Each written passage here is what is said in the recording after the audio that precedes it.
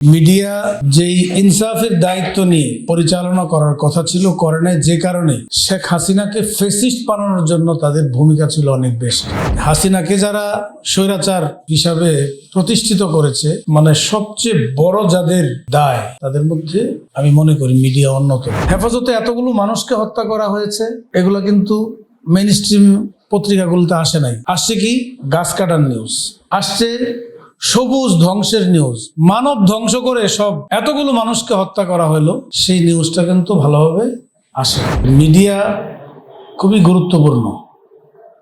ইনসাফ নামটার মধ্যে একটা মেসেজ আছে, যেটা বিগত ফেসিবাদী আমলে, ফেসিবাদী সময়ে মিডিয়া আসলে ইনসাফ করে নাই।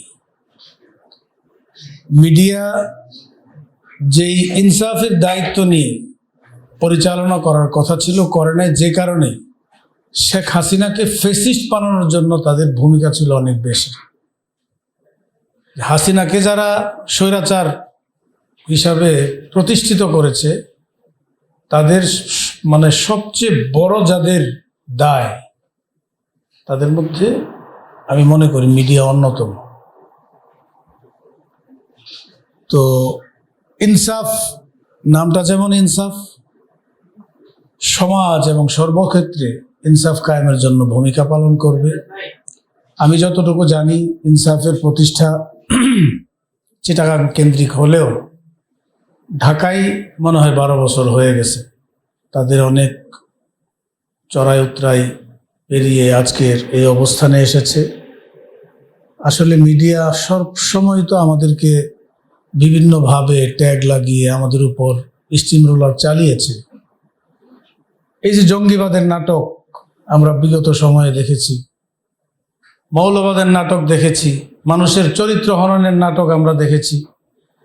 এই যে হেফাজত কেন্দ্রিক, এই যে কিছুদিন আগেও পত্রপত্রিকায় দেখলাম হেফাজতে এতগুলো মানুষকে হত্যা করা হয়েছে, এগুলো কিন্তু মেইন স্ট্রিম পত্রিকাগুলোতে আসে নাই। আসছে কি? গাছ কাটার নিউজ আসছে, সবুজ ধ্বংসের নিউজ, মানব ধ্বংস করে সব এতগুলো মানুষকে হত্যা করা হলো, সেই নিউজটা কিন্তু ভালোভাবে আসে নাই।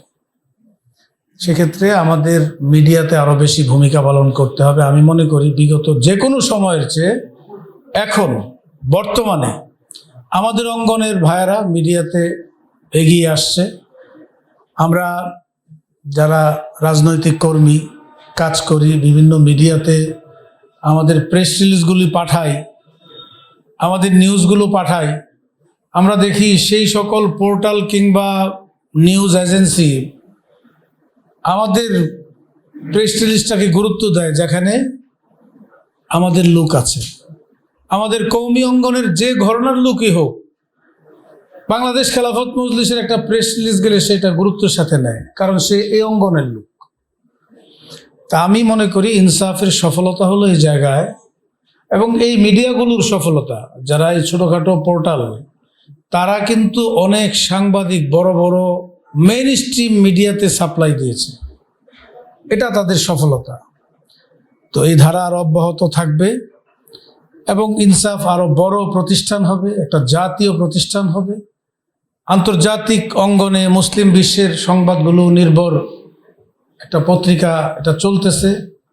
আমি মনে করি শুধু মুসলিম বিশ্বই না, সকল শ্রেণী সংবাদপত্র নিয়ে একটা শক্তিশালী মিডিয়া ইনসাফ হবে, এই প্রত্যাশা করি। আমরা সবসময় ইনসাফের পাশে থাকব। আমাদের সাধ্যে আমাদের যতটুকু সহযোগিতা করার সুযোগ থাকবে আমরা চেষ্টা করব ইনসাফের পাশে থাকতে। আল্লাহ আমাদেরকে তৌফিক দান করুন এবং ইনসাফ সমৃদ্ধ হোক, উন্নত হোক, এই দোয়া মানে কামনা করে কথা শেষ করছি। আসসালামু আলাইকুম ওয়া রাহমাতুল্লাহ।